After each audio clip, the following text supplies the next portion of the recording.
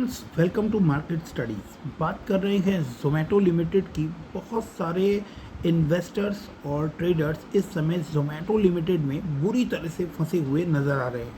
हालांकि अब ये स्टॉक पेनी स्टॉक की तरफ बढ़ता हुआ नज़र आ रहा है और इस कैटेगरी में आने के बाद इसकी रिवाइवल की चांसेस बहुत ही कम नज़र आती हैं।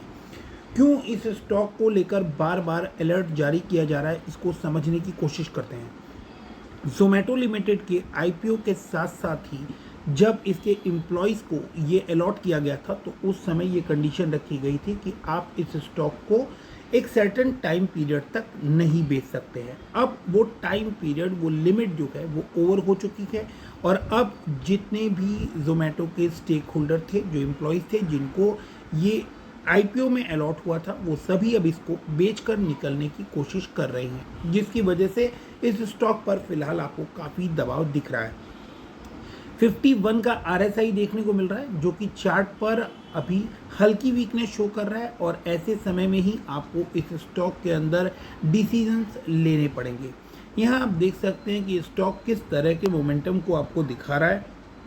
एक डाउन ट्रेंड आपको यहाँ पर बनता हुआ क्लियरली विजिबल है, ये दिखाई दे रहा है और इन लेवल्स के ऊपर आपको बहुत ही ज़्यादा सतर्क और सावधान रहने की ज़रूरत है। 2 बार स्टॉक इन लेवल्स के ऊपर रेजिस्ट कर चुका है और थर्ड टाइम अगर ये रेजिस्ट करता है तो स्टॉक में थोड़ी तेज़ी आपको और देखने को मिलने वाली है।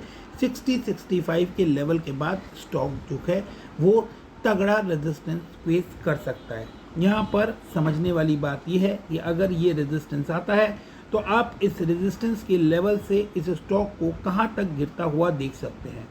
तो अगर ये रेजिस्टेंस आता है तो आप यहाँ पर देख सकते हैं कि स्टॉक ने जिस ट्रेंड लाइन के ऊपर बेस बनाना स्टार्ट किया है, अगर इस पे फर्दर वो बेस बनाता है तो तकरीबन ये स्टॉक 60 रुपीज़ जाने के बाद 50% तक की गिरावट दिखा सकता है। तो किसी ऐसे पॉइंट ऑफ व्यू के साथ कि अभी मार्केट में आपको ज़ोमैटो का स्टॉक जो है वो बड़ी तेज़ी दिखा सकता है या बहुत ज़्यादा गिरावट आ चुकी है, इसके बाद आपको इस स्टॉक के अंदर कोई तेज़ी देखने को मिलने वाली है, इस तरह की जो भी न्यूज़ अगर आपको सुनने को मिलेगी तो वो सिर्फ और सिर्फ फंसाने वाली न्यूज़ होगी।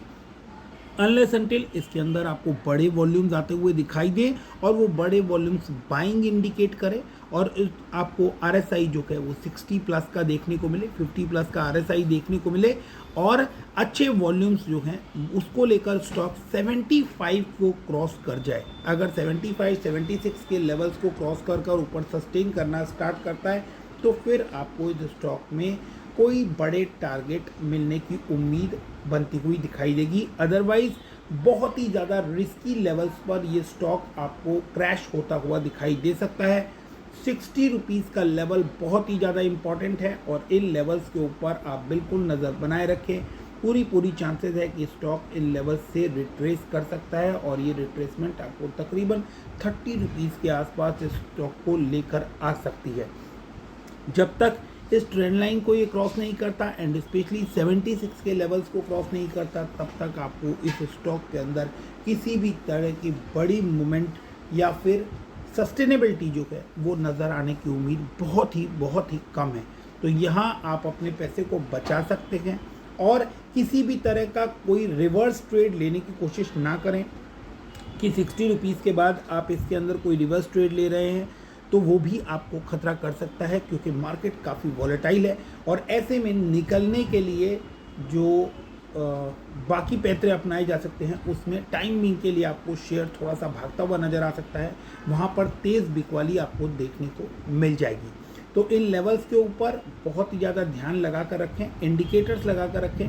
50 DMA 50 डे मूविंग एवरेज और 20 डे मूविंग एवरेज के बीचों बीच इस समय ये स्टॉक आपको ट्रेड करता हुआ नज़र आ रहा है और काफ़ी हद तक चांसेस है कि 20 डे मूविंग एवरेज पर ये स्टॉक जो है ये आपको रिट्रेस होता हुआ दिखाई दे। तो 60-65 का जो लेवल है वो बहुत ही खतरनाक है और ये लेवल्स जब तक नहीं निकलते तब तक आपको स्टॉक के अंदर बहुत ही ज़्यादा सतर्क और सावधान रहने की ज़रूरत है।